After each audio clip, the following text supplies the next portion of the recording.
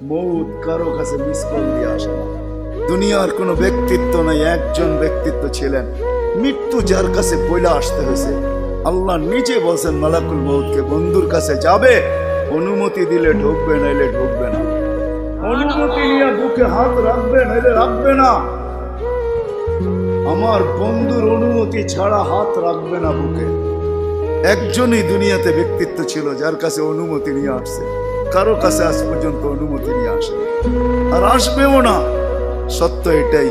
এই জন্য আসেন, ওই জান্নাত, এটাই আমাদের ছোট জীবনটার উদ্দেশ্য।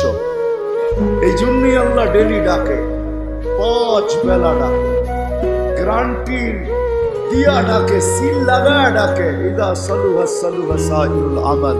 5 ওয়াক্ত নামাজ যদি এই উম্মত কমপ্লিট করে দেখাইতে পারে, তো আল্লাহ আমাদের নবীজির সাথে ওয়াদা করছেন, আমিও আপনার উম্মতের জীবনকে কমপ্লিট করে লিখে